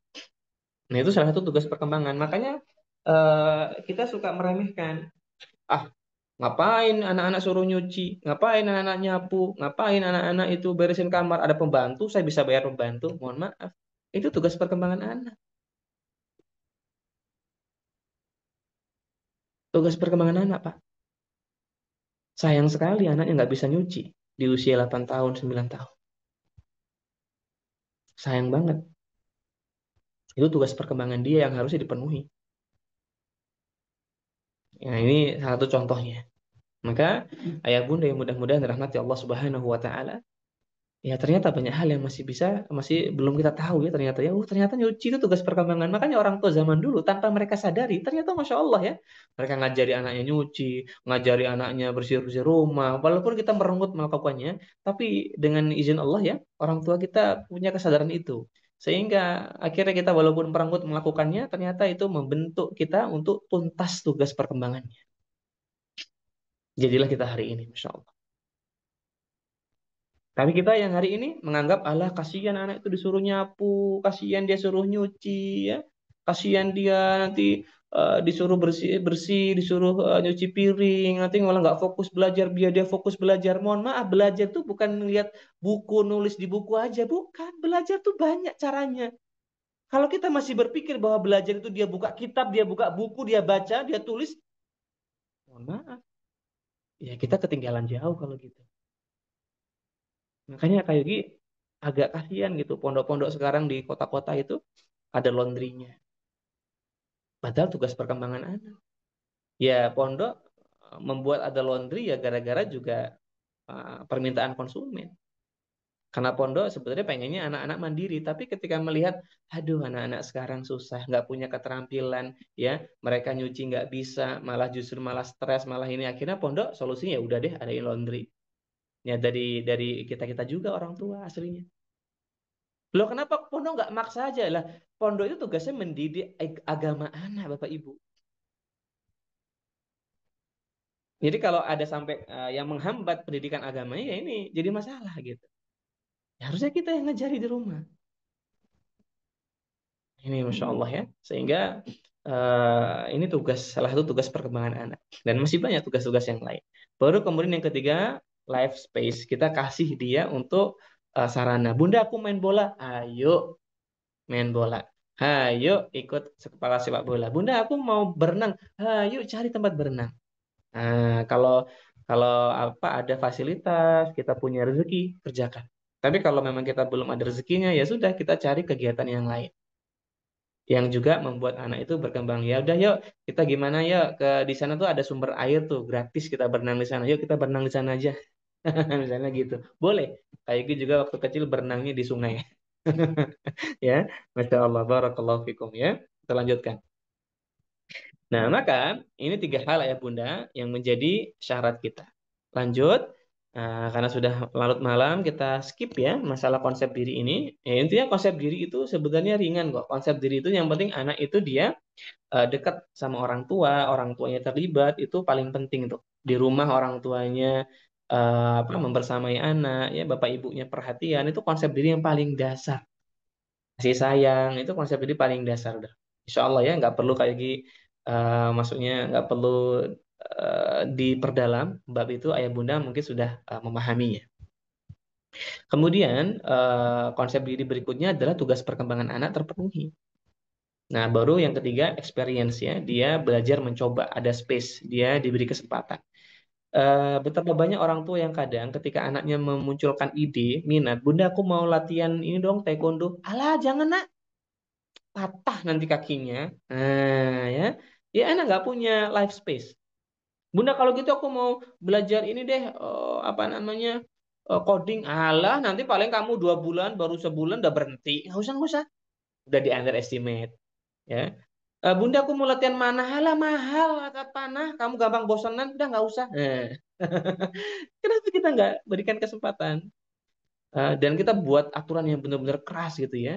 Minimal latihan manahnya 2 tahun gitu kan. Nggak apa-apa.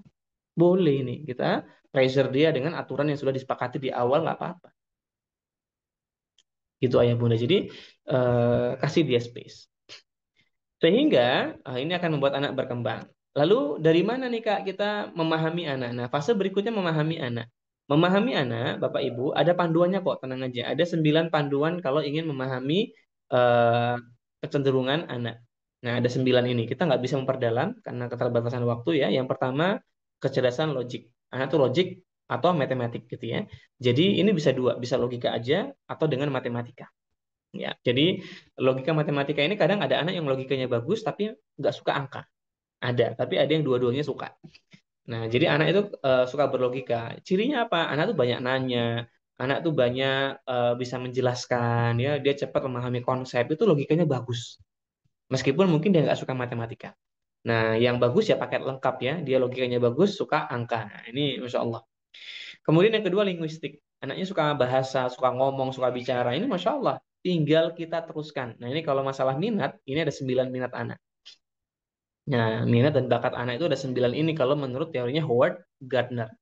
Nanti dari 9 ini bisa dipecah jadi lebih banyak lagi. Nah, yang ketiga visual spasial. Jadi anak itu dia punya art yang tinggi, sense of art yang tinggi, kemudian punya kemampuan capture ya, menangkap lingkungannya dengan baik. Dia melihat mobil tuh, dia tuangkan di gambar, persis mobilnya. Nah, ini visual spasialnya, kemampuan dia membaca peta, membaca kode rumit. Nah, ini laki-laki biasanya lebih unggul ya gitu ya di visual spasial. Nah, biasanya di sini adalah orang-orang yang di desain grafis, arsitek, ya, coding dan sebagainya. Ini orang-orang yang memang butuh ketelitian, butuh spasial yang bagus, ya, Masya Allah.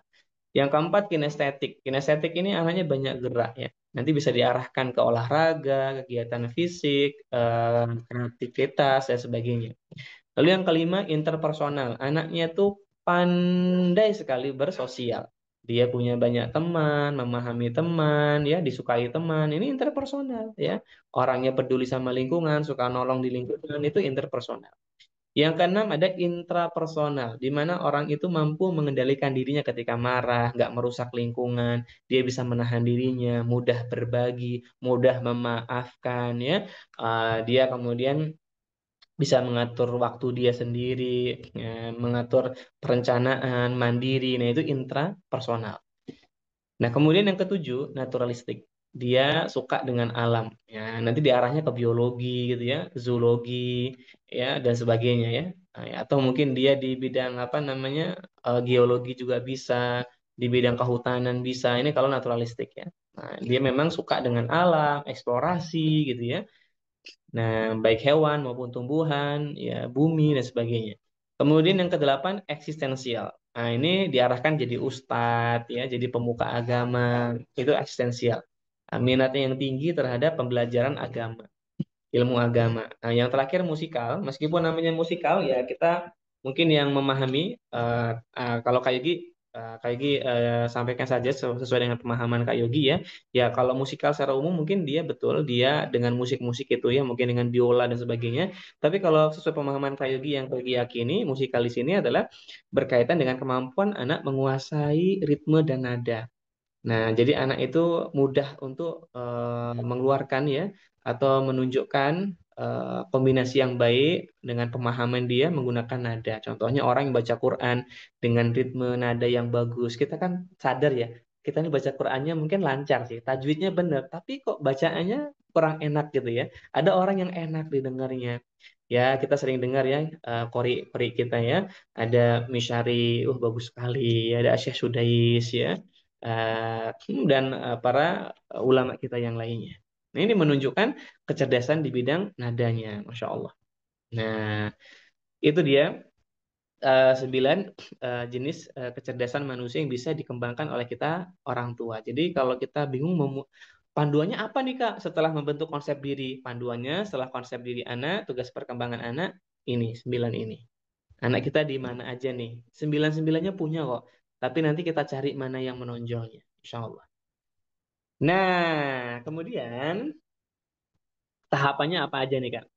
Nah, tahapan perkembangan karir ini ada 1, 2, 3, 4, 5 nih ya Bunda. Terakhir ya, tahapan perencanaan karir untuk anak-anak kita. Jadi ada 5 tahapan. Nah, tahapan yang pertama growth. Ya, fase growth ini fase 0 sampai 14 tahun ya.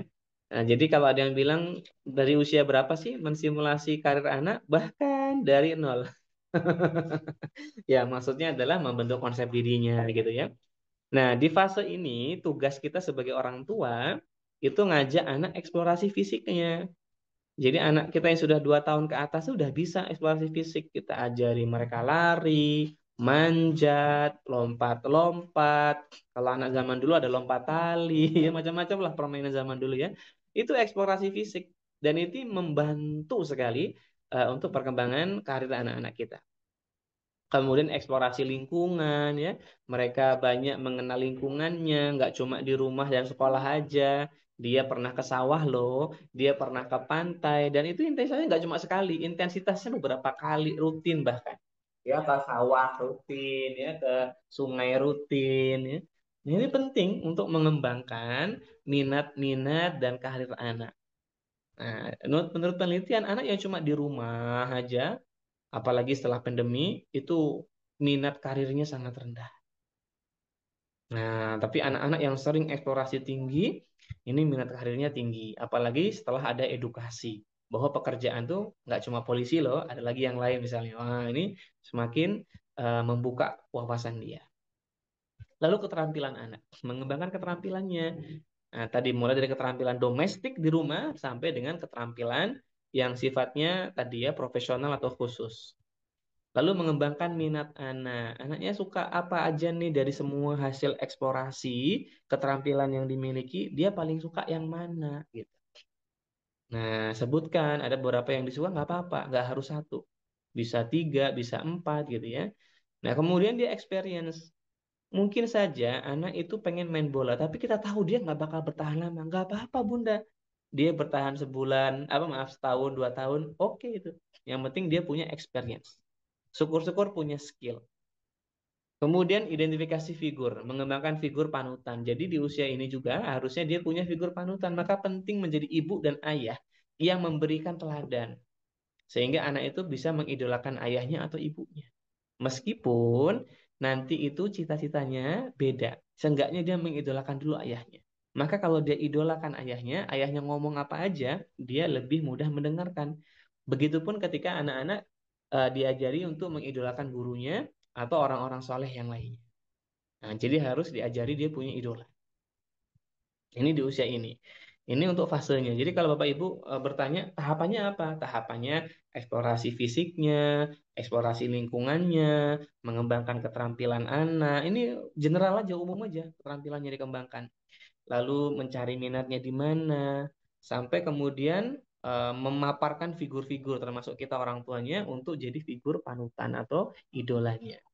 Itu tahapan pertama itu untuk mengembangkan karir anak. Sehingga di sini anak-anak itu udah mulai bisa ditanya mau jadi apa.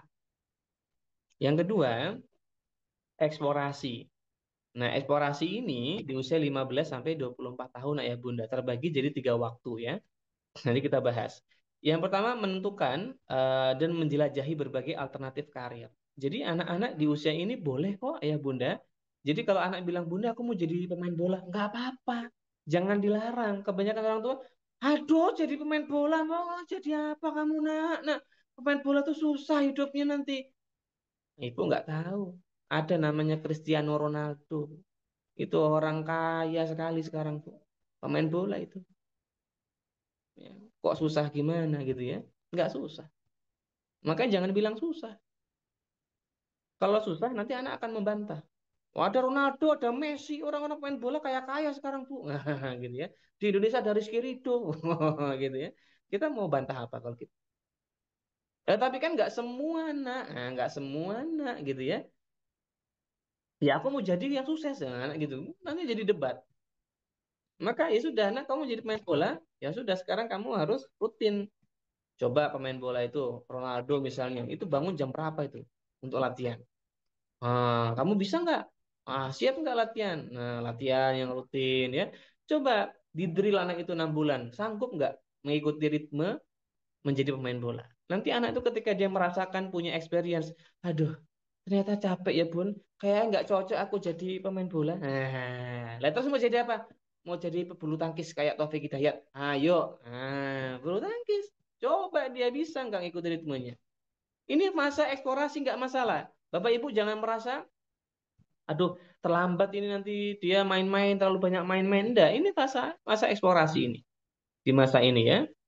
Nah, jadi anak-anak banyak mencoba, nggak apa-apa. Dia menjelajahi berbagai alternatif karir. Karir itu banyak loh ternyata. Nggak cuma dokter aja, nggak cuma ustadz aja ya. Nah, lalu mencoba pengalaman sosial. Dia Bapak Ibu ya kalau dari pondok ajak anak itu pengalaman sosial. Di zaman dulu paling mudah ke panti asuhan ya. Nah, sekarang banyak kok yang nggak harus ke panti asuhan, bisa ke panti Werda ya, pantinya lansia. Nah, bisa diajak, coba nak kamu belajar jadi penjual cireng sehari ya, misalnya gitu ya. Mamang cirengnya, Mang sehari dapat berapa biasanya? 200. Nih, saya kasih 200, anak saya ngikut jualan di sini. Coba proyek sosial. Biar anak belajar bagaimana dunia yang sebenarnya ya. Ini boleh. Jadi anak pulang mondok itu ya jangan cuma di rumah aja. Tapi susah ya Kak Yogi, anak itu kalau udah di pondok pengennya di rumah aja. Nah ini ya berarti memang apa? Anak-anak kita ini stres betul gitu ya. Sehingga ketika pulang ke rumah apa, libur pondok dia cuma pengen di rumah tiduran. Diajak liburan pun nggak mau. Berarti stres betul dia. Nah maka ayah bunda ini perlu dipertimbangkan. Lalu ngajari tanggung jawab ya, berkegiatan, melakukan hobi, ya, magang, bekerja paruh waktu. Ini diajari di usia ini. Fase usia 15 sampai 17, anak-anak diajari membuat karir, mau kemana, mempertimbangkan minatnya, kemampuannya, nilai-nilai yang dianut. Nah, mau jadi pilot. Nanti kalau jadi pilot gimana, nak? Secara syariat, wah misalnya gitu ya. Nah, kalau mau jadi pembalap gimana secara syariat? Jangan langsung dihakimi dulu, tapi ngajak dia berpikir dulu. Dia punya nilai juga. Lalu kemampuanmu gimana kalau pembalap, nak? Nah, ya. Ini minat, kemampuan, sama value jadi tiga bahan diskusi. Jadi mulai sekarang Bapak Ibu kalau mau bahas masalah karir, Bapak Ibu mulai dari minat dia, kemudian dari kemampuannya, lalu dari value-nya.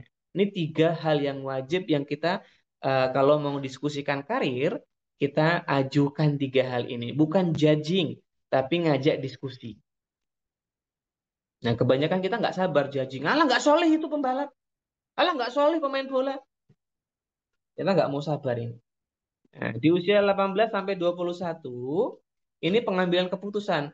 Nah, secara realistis kamu mau jadi apa? Ustadz misalnya. Ya udah, daftar UIM ya. Nah, misalnya gitu. Lipia ya. Ini boleh. Nah, di usia ini mulai pengambilan keputusan. Tapi kita udah tahu tuh, dia tuh udah punya beberapa preferensi. Mau jadi ustadz, programmer, mau jadi psikolog misalnya ya. Itu udah ada tuh preferensinya. Nggak apa-apa. Nanti tinggal decision making. Yang penting tiga pilihan tadi dia suka. Yang terakhir di umur 22 sampai 24 itu mencoba bekerja sesuai dengan bidang dan menguji kecocokan.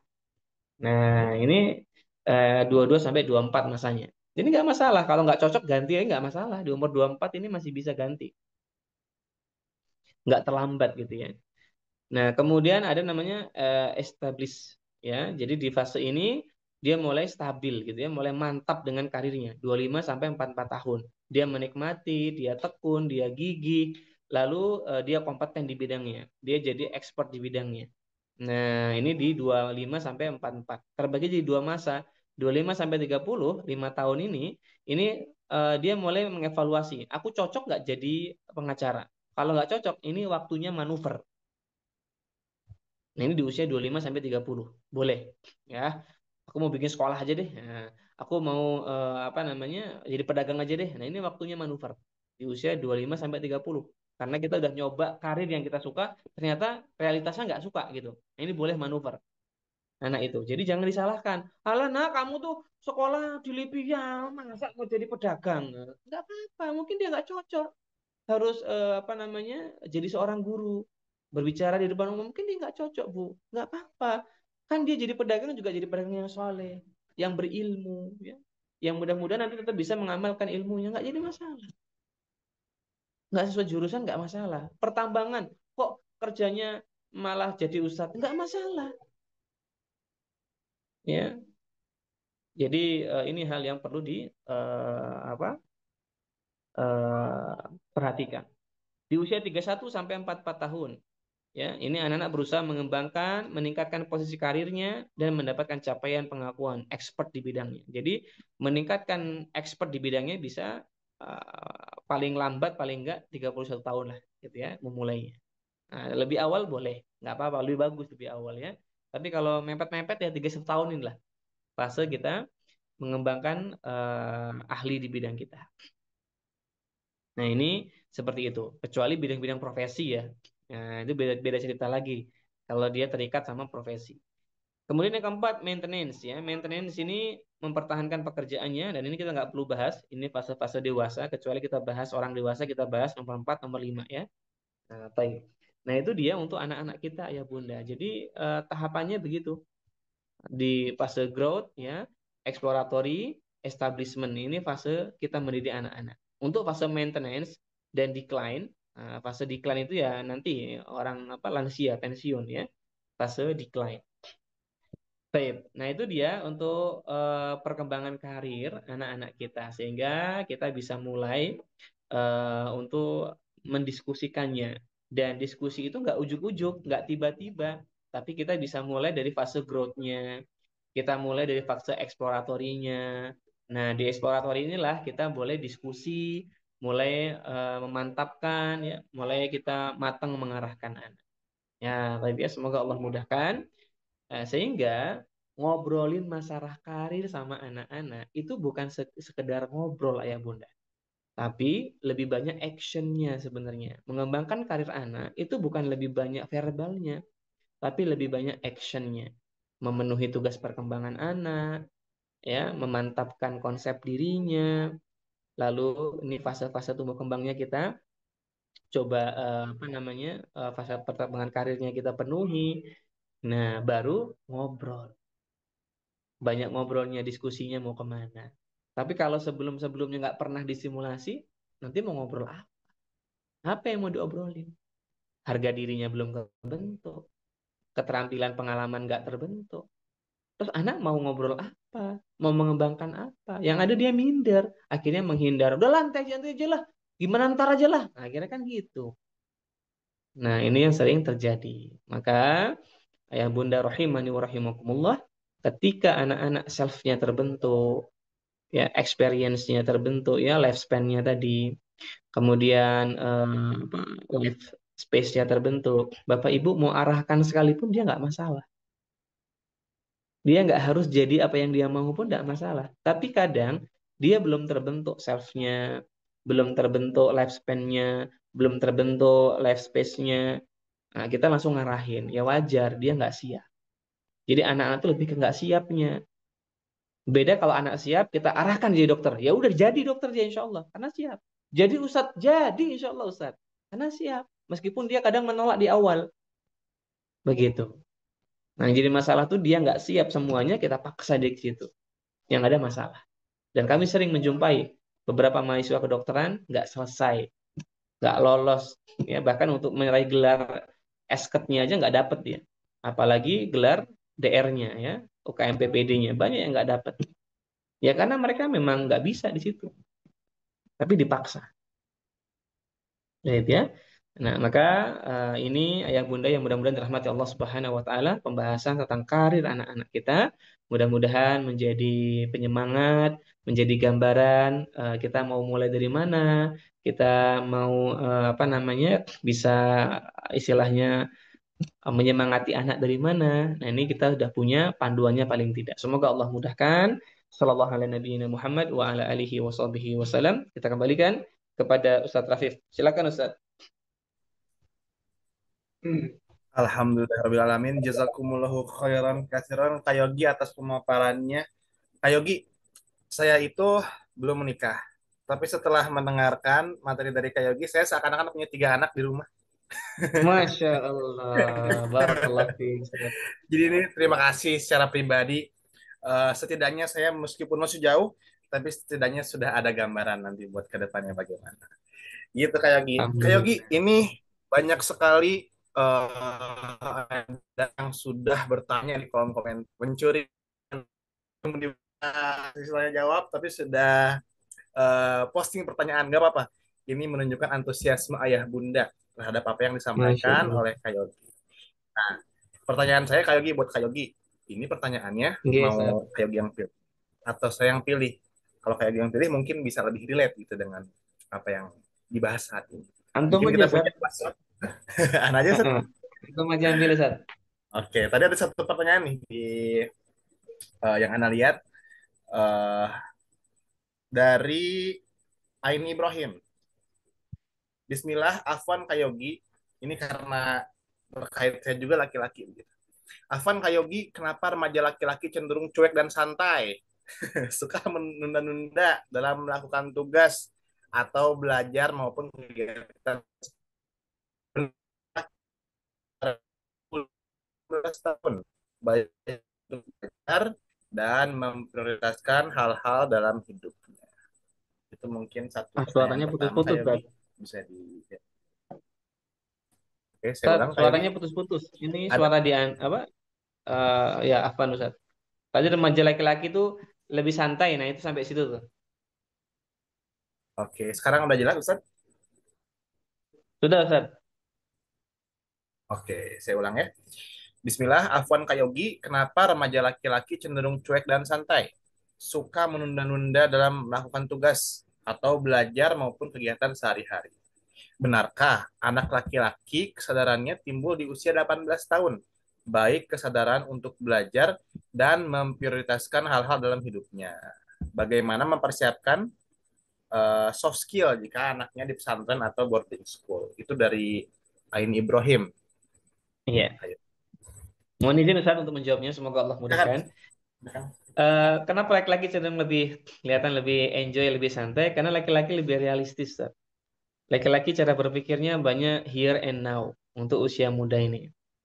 Makanya anak-anak muda laki-laki ini ya apa namanya kurang jangka panjang berpikirnya Ustaz. Karena lebih banyak dipengaruhi konsep berpikir instan dan hedonisme mereka. Secara psikologis begitu Ustaz. Sehingga karena berpikir realistisnya ini kebangetan gitu ya. Jadi mereka kurang mempertimbangkan pemikiran intuitif masa depannya. Beda sama perempuan, mereka udah intuitif. Termasuk perempuan itu kalau ada laki-laki yang ngedeketin mereka, mereka pasti langsung mikirin, ini cocok nggak ya jadi ayahnya anak-anakku gitu. Mereka begitu, tapi nggak dengan laki-laki. Kalau mereka lihat perempuan, cakep nih, cocok nih gitu mereka. Suka nih saya gitu, laki-laki itu. Jarang laki-laki yang ini cocok nih jadi ibunya anak-anakku nanti anaknya jarang. Perempuan begitu. Ini bukti intuitifnya perempuan lebih besar daripada laki-laki. Nah, ini kalau secara pemikiran umumnya begitu, Ustaz. Walaupun ada laki-laki yang intuitif juga. Nah, ya. Sehingga kadang anak laki-laki kelihatannya lebih santai, lebih enjoy karena dia merasa bisa kontrol, bisa evaluasi ya, ya here and now, saat ini di sini gitu. Nah, dan dia lebih menikmati kepuasan-kepuasan pencapaian yang dia lakukan saat ini. Laki-laki begitu. Nah, maka untuk anak laki-laki itu lebih banyak dia itu ini Ustaz sebenarnya diajak ngobrol, butuh mentor anak laki-laki itu dan ngobrolnya ya ngobrol fun, ngobrol santai, kemudian sampai kepada ngobrol-ngobrol yang serius. Sama laki-laki itu kalau ketemu sama kelompoknya, mereka cenderung suka ngobrol sebenarnya. Karena kita nih apa namanya? Makhluk yang memang suka bercerita. Nah, gitu ini Ustaz, apa namanya? Ada istilahnya itu ya. Nah, sehingga laki-laki itu kan ada sampai ada istilahnya. Kalau ngobrol habis Isya jam 8 sampai jam 9, wah, itu ngobrolin masalah politik. Ya, nanti jam 9 sampai jam 11 ya, ini sudah masuk ke konspirasi dunia ini. Ya, nanti jam 12 jam 1 alien biasanya. Terus Betul, itu Ustaz. makin aneh. Nanti udah jam 3 tuh kisah Nabi nanti. Jadi gitu. Nah, ini apa namanya? Laki-laki suka begitu. Jadi dia kalau dia punya mentor, dia asik, maka dia akan ngobrol. Dan nanti ketika semakin serius obrolannya tentang masa depannya, di situ laki-laki mulai mikir. Karena dia perlu ada stimulan untuk ngobrolin bagaimana ke depannya. Karena laki-laki itu kalau mikirin ke depan, dia stres, cenderung stres.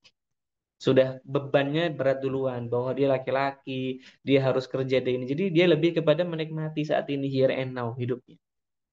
Nah, itu kenapa laki-laki lebih santai sih jawabannya itu. Maka solusinya dia butuh mentor, teman cerita, teman untuk menyemangati, motivasi. Nah, itu. Yang kedua ya memang dipersiapkan aja kemampuannya kalau laki-laki. Biar nanti ketika dia harus menghadapi dunia, dia udah siap. Nah, jadi nggak kedandapan kalau kata orang Jawa, ya. Jadi nggak biar nggak kaget gitu.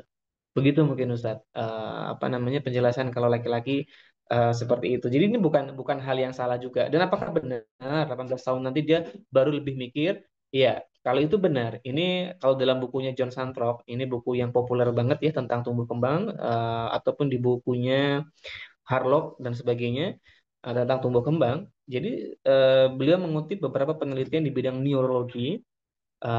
Para ahli neurologi mengatakan ya salah satu fungsi perkembangan otak laki-laki dengan apa laki-laki yang maksimal itu di usia 18 tahun ke atas. Secara psikologis juga laki-laki itu pemahaman dia untuk memahami dan mengevaluasi itu lebih baik di usia 18 tahun ke atas.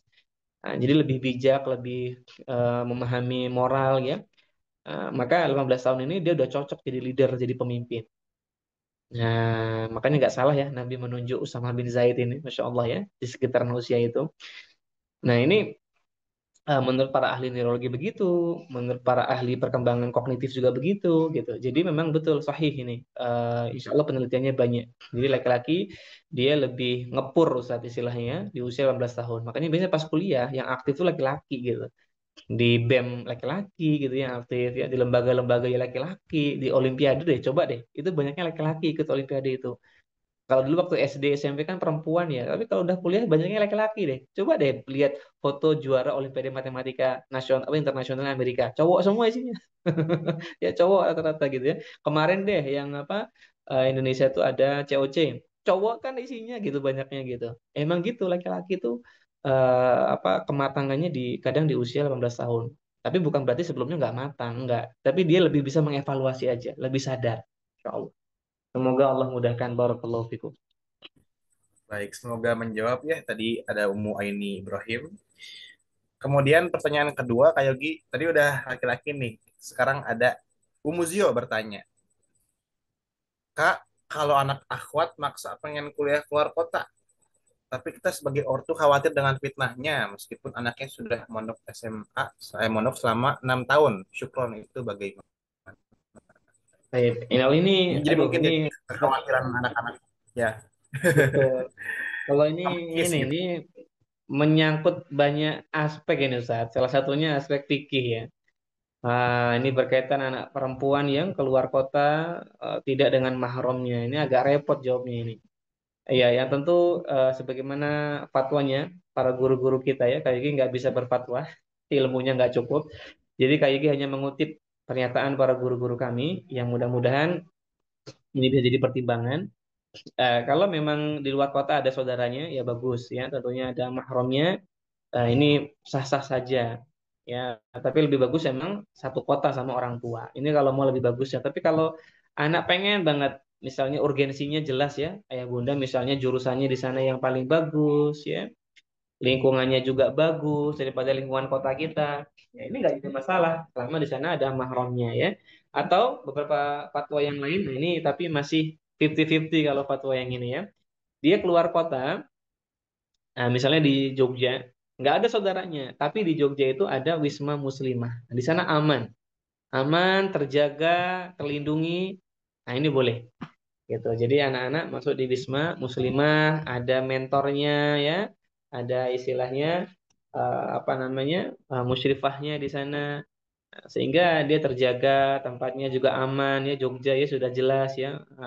Ini secara sudah bagus ya. Oke. Ya, tapi tadi perlu ditinjau ulang kembali bagaimana kebutuhannya, kepentingannya ya. Kalau keluar kota tapi nggak ada alasan yang mendasar dan sama saja pertimbangannya seperti di kota kita, ya kenapa nggak di kota kita lebih aman, ada orang tua dan sebagainya. Itu yang apa namanya jadi pertimbangan. Kalau keluar negeri ya dinikahkan dulu baiknya. Kalau anak perempuan mau keluar negeri ya itu lebih aman insya Allah. Nah, dia sama suaminya kuliah di sana misalnya. Nah, tapi memang berat ya ya Bunda ya kalau masalah keluar kota untuk anak perempuan ini. Ya mudah-mudahan nanti bisa dapat pertimbangan ya. Kalau secara agama itu kayak ini nggak berani lebih jauh membahasnya.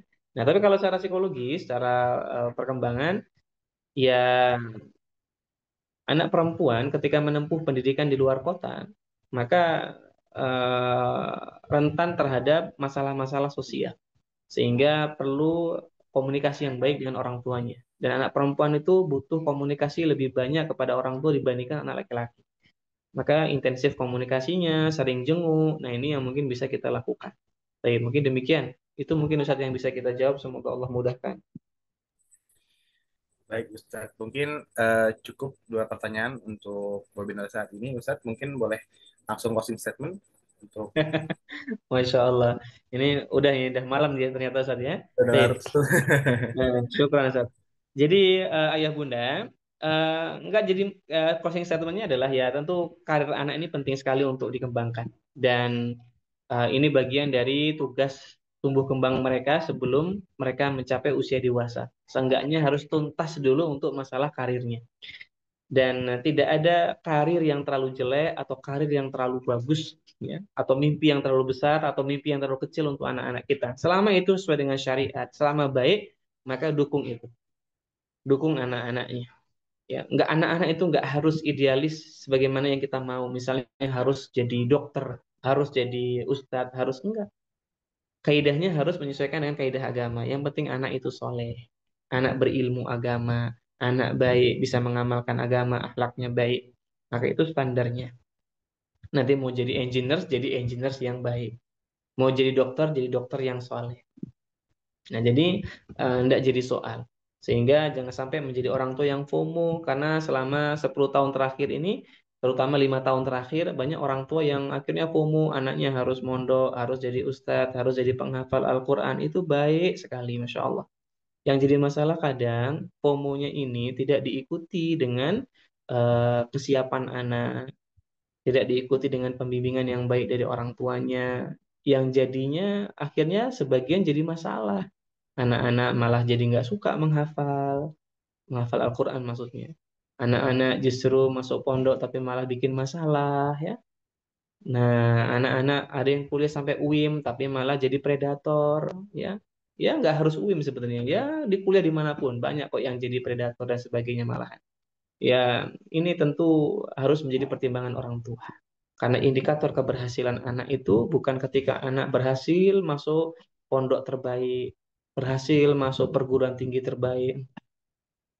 Indikator keberhasilan pembimbingan karir orang tua terhadap anaknya adalah anak-anak itu berhasil menempuh studinya, menempuh pendidikannya dengan pendidikan yang dia suka, dia bahagia mengerjakannya, penuh tanggung jawab dalam mengerjakannya. Dan insya Allah untuk masalah rezeki dia bekerja itu urusan Allah.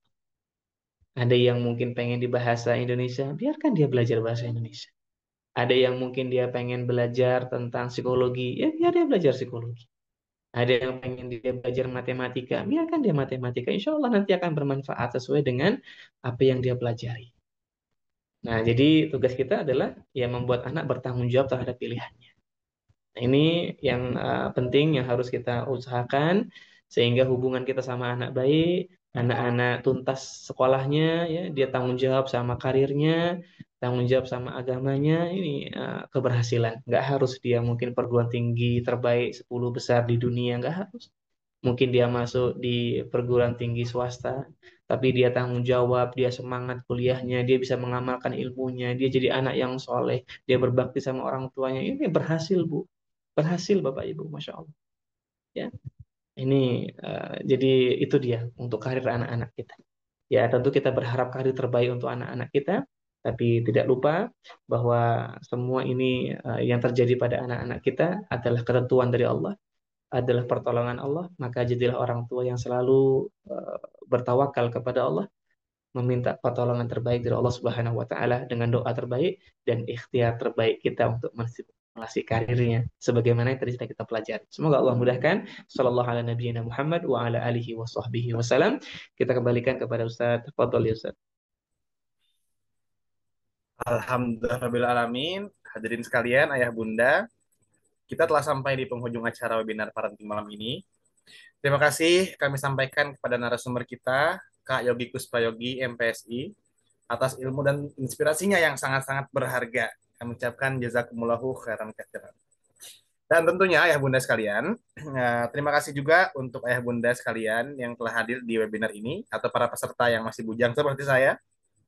Semoga diskusi malam ini bisa menjadi langkah awal untuk membangun komunikasi kita dalam membentuk keluarga yang lebih kuat, dalam mendampingi buah hati kita untuk menentukan masa depan untuknya yang lebih cerah.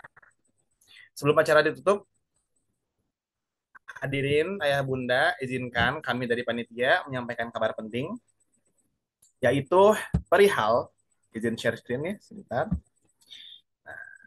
Ada tadi hal-hal yang ingin disampaikan daripada ITAF, yaitu kami dari ITAF, ayah bunda, mempunyai program pembelajaran ada sekitar 4 tambah satu.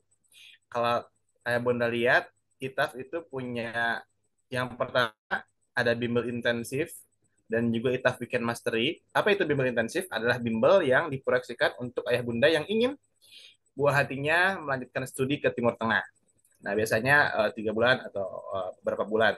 Kalau weekend mastery apa Ustadz? Weekend mastery itu sama tapi dia di weekend gitu. Kemudian yang kedua Syariah Super Camp itu peruntukannya untuk nanti Kelipia jurusan Syariah. Kemudian yang ketiga ada Idari Super Camp peruntukannya manajemen bisnis di Lipia Jakarta. Kemudian yang keempat Lugo Super Camp itu jurusan bahasa Arab di Lipia Jakarta. Dan yang kelima nih, kenapa tadi saya bilang 4 tambah 1. Yang kelima ada Global Islamic School, ITAF Global Islamic School. Ini dia informasi yang akan disampaikan bahwasanya ITAF Global School saat ini sedang membuka pendaftaran untuk angkatan kedua di tahun ajaran 2026-2027. Ayah Bunda bisa lihat di share screen. Nah, sekarang saat ini ITAF Global Islamic School sedang membuka pendaftaran untuk angkatan kedua tahun 2026-2027. Jadi, ayah bunda, sekolah ini hadir sebagai solusi bagi orang tua yang anaknya tidak ingin mondok jauh. Nah, jadi masih dekat. Tetapi tetap mendapatkan pendidikan Islam intensif berkualitas tinggi dengan kurikulum fokus persiapan seleksi kampus Timur Tengah, tahfiz, bahasa Arab dan Inggris, serta penguatan digital skills. Bunda, seleksi gelombang 1 insya Allah akan dibuka tanggal 27 sampai 28 Desember 2025. 19 orang event, 19 akhwat. Langsung aja bisa langsung ke Instagram ITAF di @itaf.id atau di WhatsApp ITAF di 082 123 7070 80.